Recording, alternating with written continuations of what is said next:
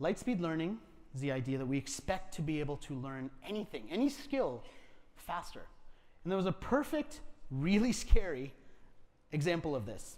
And the really scary example of this was a boy who was 8 years old who decided, this was last year, who decided that he was really hungry at night and his parents were asleep. And so he took his sister and they got into the car and they drove to McDonald's, to the drive-thru. And when they got to the drive-thru, the people at McDonald's thought they were being pranked, so they looked around. And when they realized that they weren't, they called the police. The police came and the boy started crying because he realized he did something wrong. And when they interviewed him after calling his parents, and when they interviewed all of the bystanders, they learned two things. The first thing was that apparently he followed all the traffic rules. He stopped at every stoplight. He was super safe. And the second thing they learned was that he taught himself how to drive on YouTube. Now, as a parent, that terrifies me. But as a trend curator, you have to appreciate that, yeah, we can really learn how to do anything on YouTube. Because here's a kid who went onto YouTube and in a matter of minutes taught himself how to drive a car and went to McDonald's to satisfy these late-night burger cravings. This kid should get a sponsorship from McDonald's, by the way. I mean, how awesome is that, right? That he had to just go. But we see this also in the content that we interact with. At a recent conference, one of the executives that's behind Tasty's cooking videos shared how many views they get. And many of you have seen these videos, right? They just snap through and they show you like a dish that's being prepared and all the ingredients, and then it very quickly takes you through like what the dish looks like. These videos get 500 million views a month. I mean, insane. And they are actually teaching you how to cook, right? Now, maybe you'll do it. Maybe you're just kind of watching it jealously saying, wow, that's what cooking is like, right?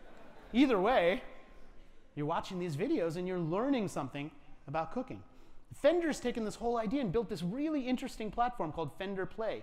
Because if you think about it, one of the big business challenges with selling guitars is that a lot of people want to play the guitar and a lot of people give up really quickly. And what their research showed was that people give up less quickly if they can learn the songs they love faster.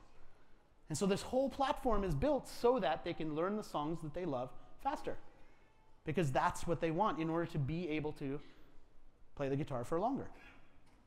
One of the really fascinating things we did with Microsoft is we teamed up to create an experience around the trends. So if you're keeping track of the numbers, right, 8 years, 15 trends each year, that means we have well over 100 trends. And yes, they get rated and they put in the back of the book, and every year there's a new book, but one of the big problems is that's not really that easy to navigate. And so we looked around and we teamed up with Microsoft to be able to create this solution. And the solution we're launching here actually at South by Southwest is a really interesting beta version, right? So it's not going to be great on your phone. So I suggest not checking it out on your phone. Check it out on a desktop because the phone version is the next one. But it takes all the trends and it starts to play with them, right? And you've seen data visualizations like this with other data. And the reason why they work is because they let you more quickly interact with data that's really difficult sometimes to interact with because there's just too much stuff. And so if we can make it simpler, if we can make it easier through whatever tool we use, people can understand it and they can do something with it. So the stealable idea behind this is how do we reinvent these long experiences to more effectively engage our audience? How do we reinvent those experiences?